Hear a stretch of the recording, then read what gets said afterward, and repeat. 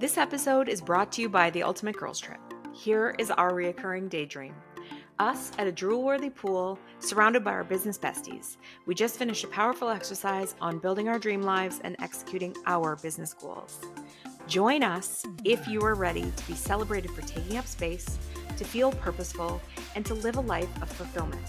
Go to proofitspossible.com for more info.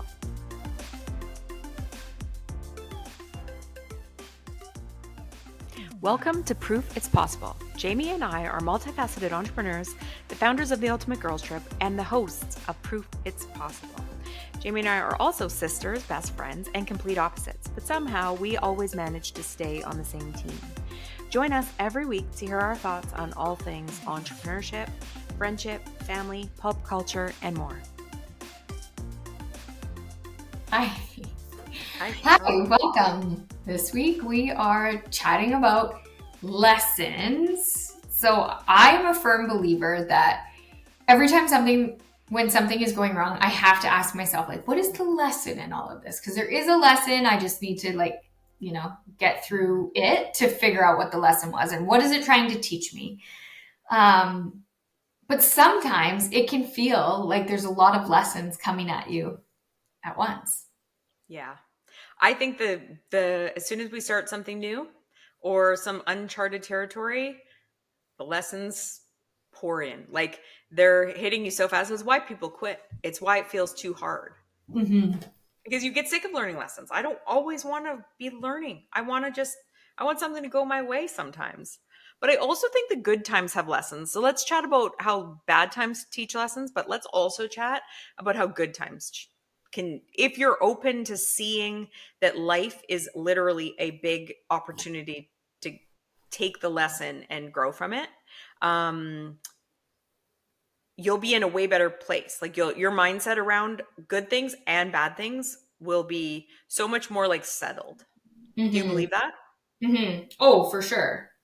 Yes. And I feel like it stings a little less when you're going through something to like know that there's a purpose, there's a lesson in all of this, so that like on the other side, I'm going to come out like smarter, wiser, knowing my worth, knowing my boundaries, whatever the lesson in all of it is.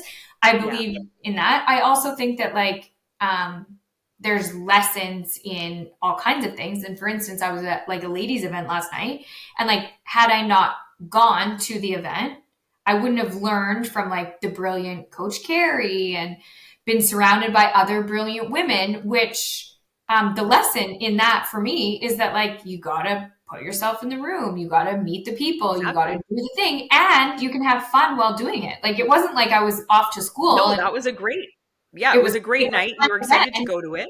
Mm-hmm.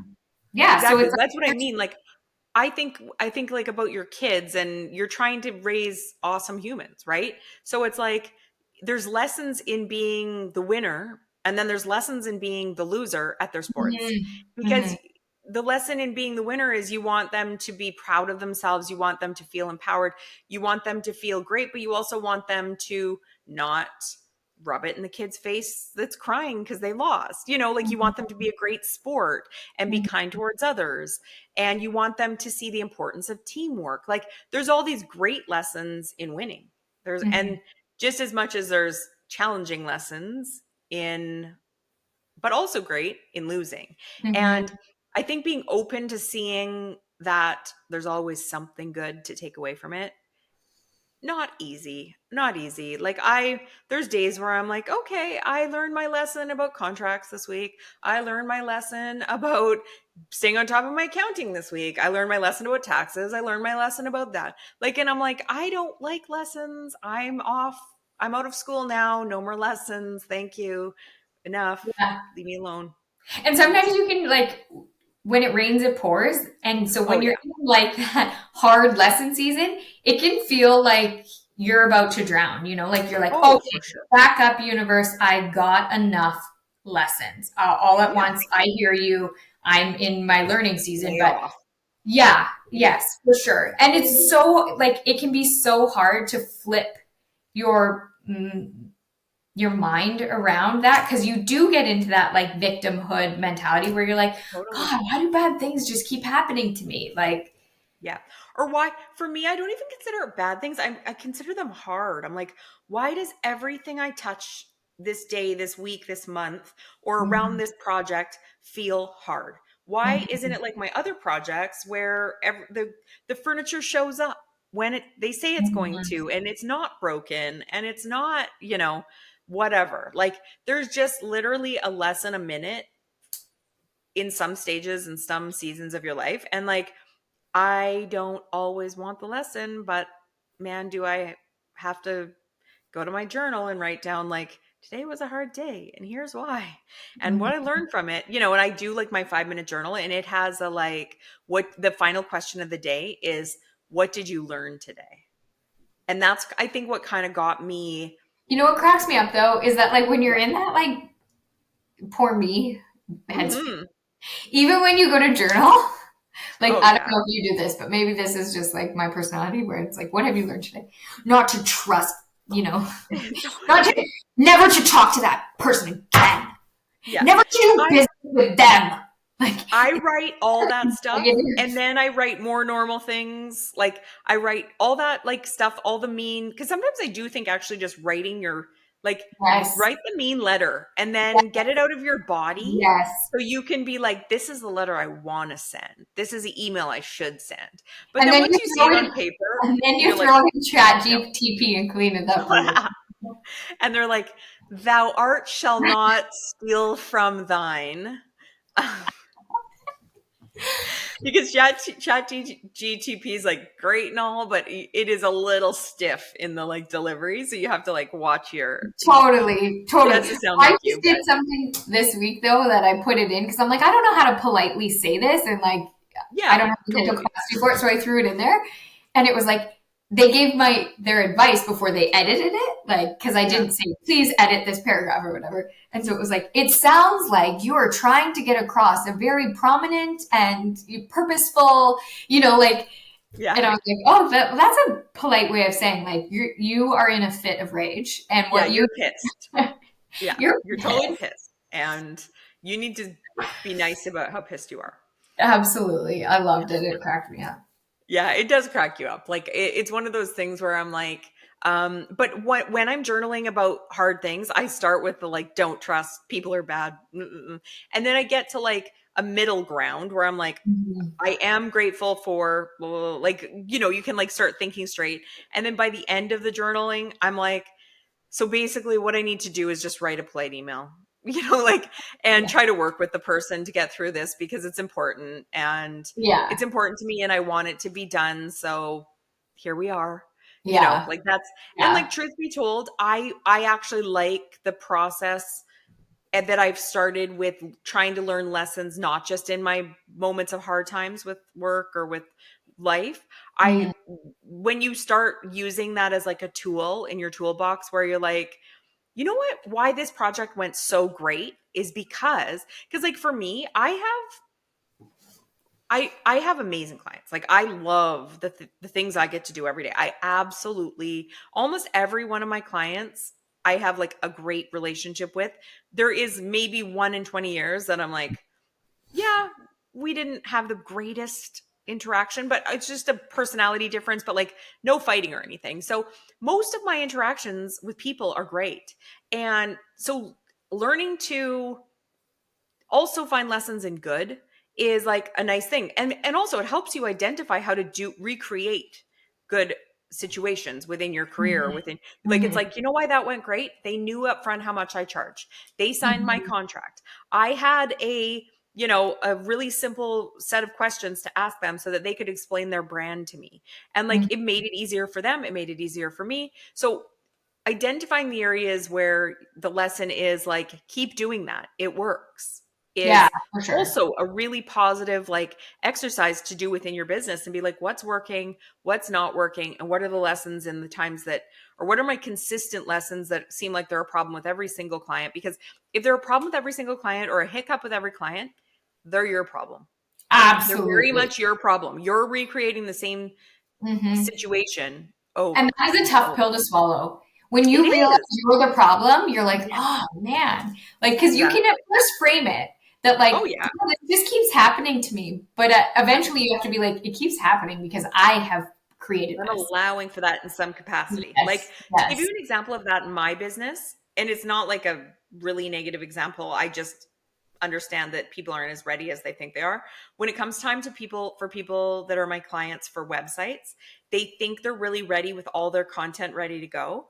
And then we start, and they want it to be done like in a week, their website. And I'm like, well, it's a tight timeline. But if you have absolutely everything to give me on the first day, I can try to make it happen, let's say.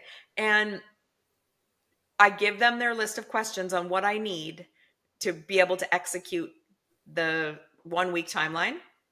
And they are 3 months away from getting everything. You know, Hmm. so what it is it's one of those things where people are like the intention is good that I could make a miracle happen and know everything about their business and have pictures of them that are professional photography or pictures of Hmm. their products that's professional. But like they didn't realize that. And so guess what? We aren't going to have the quick timeline that you think, and they come to a more realistic idea. So for me what happens though is I plan my whole schedule on my proposals being like, okay, if I've taken a 1 week project, I have to know that when that 1 week project turns into 2 months and I'm like, oh, now I took too many people, it's because nobody's actually ready to do an entire website build with all their content in 1 week. So even though they've said that that's what the ideal is in their contract, I know it's not realistic. So I Yeah. always factor in extra time. But I had to learn to factor in extra time because I Yeah. was then overbooking and overscheduling myself with more clients than I could handle, thinking I'd be done with one person in a week. And that's just lack of experience. Yeah. So, And you know what? I've been caught before where I like, I don't give enough time. Like I'll write a contract up and I think I can do it in 5 days and it actually takes me 7. And then I'm like, oh, that sucks that I don't get yeah, paid for those 2 days, but you learn from it, right? You right. take all of that and you go into the next thing. But I'm with you on like the good things too. You have to find the lesson in that. For Yeah, instance, this is just like more of a personal life thing, but Penn, my son, does not like mornings. Like he's just not a morning right, person.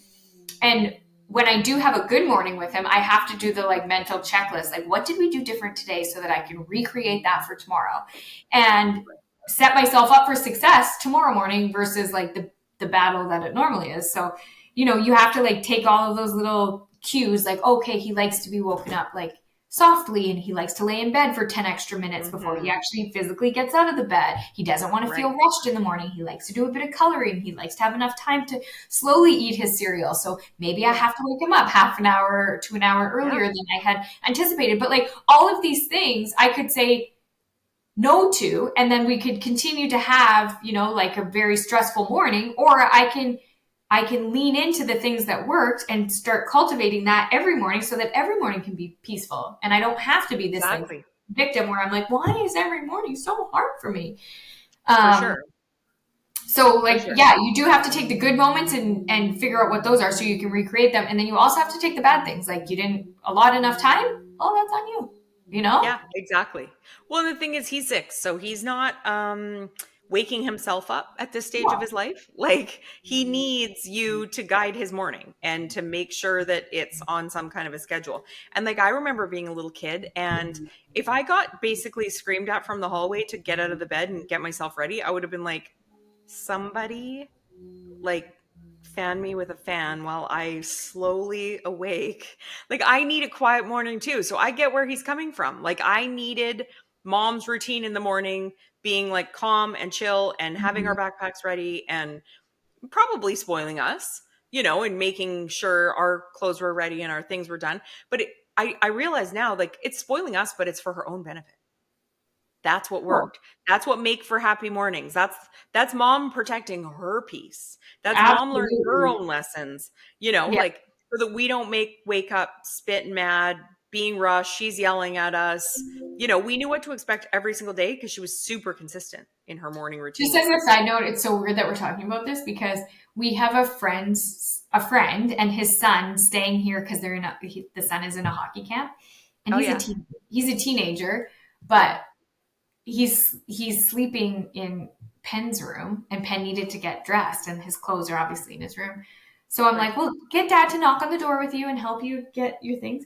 Ray knocks on the door. This is such a dad thing to do. He knocks on the door and he's like, 7:30. I'm like, that's You're like, did he say he abrasive. has to get up at 7:30?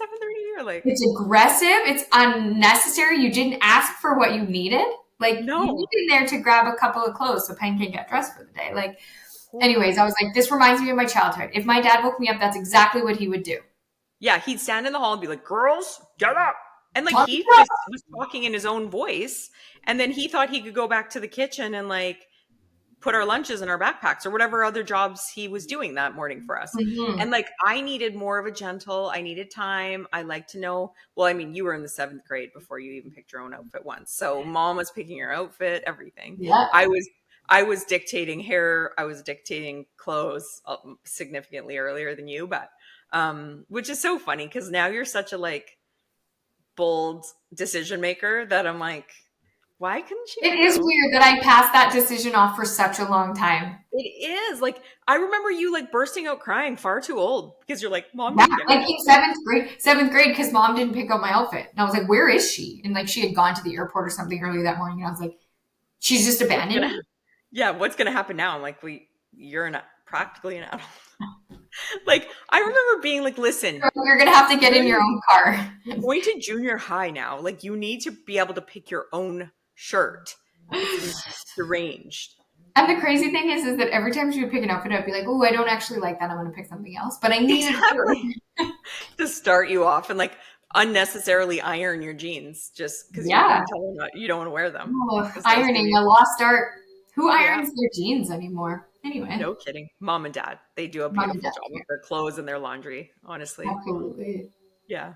Um, no, I just think that it's a reframing and it's something that we all, if we all got into the like habit of, and I do highly recommend the 5-minute journals because they get you into the habit of reframing your challenges into what are the lessons. And that is such a good life upgrade. Once you Mhm. start doing it, you'll do it naturally. You'll do it in your head. You'll do it everywhere you go. Like I'll say like, oh, today was hard. And then I'll immediately say, thankfully this and this and this went well and I learned that next time I have to give that client more notice if Mhm. I need content or Okay, whatever. so riddle me this. Why is there shit water spewing out of my septic tank right now? Well, Lesson in that, a huh? lesson in that, I'm Lesson in sorry, that. is and like this is my favorite, not my favorite. I'm devastated for you and I'm devastated for anybody that has issues with contractors or issues with renovations or any of it and like But just anyone who knows me, this is not my contractor's fault. This is no, not. not at all. It's not at all. It's just like a thing. But renovations come with Hmm. so much BS. Like they're just hard. They're hard for a million reasons because when you start taking down walls and doing things, you don't know what you're going to find. And Hmm. so when people say to me, interior design is so fun, I'm like, until there's shit, your husband's shitty dump is coming from the septic system into the basement. Can you hear what I'm saying? It's hellish. It has hellish moments like any other job like that, but people see it on the TV shows like it's just sort of fun and it's you're picking carpet and and I am, but when the renovation starts, there's always curveballs. Like there is all and for the homeowners, I'm so compassionate to them because it's your home, it's your space, it's so challenging and you don't want to learn a lesson every day. You just want it to happen and be done. And it feels like it's never going to be done until the day that it's done and you forget all about it and you're considering doing another area of your house to renovate. Well, and I welcome the day. Yeah, I hope that for you. I hope that for everybody That is that's not done. in the Yes. middle of this. Yes. Okay. So go journal about your septic tank basement The shit water. toilet. Yeah, your shitty water. Okay. All right, guys, we'd love to hear the ways that you've learned lessons, both good and bad. And thank you so much for listening. It means the world to us. We love you. Bye, guys. We are so grateful you're here. It would mean the world to us if you'll subscribe to our podcast and YouTube channel and leave us a review. If you want to hear more from us, go to proofitspossible.com to join our mailing list and find our social links so you don't miss a thing. Thanks and chat next time.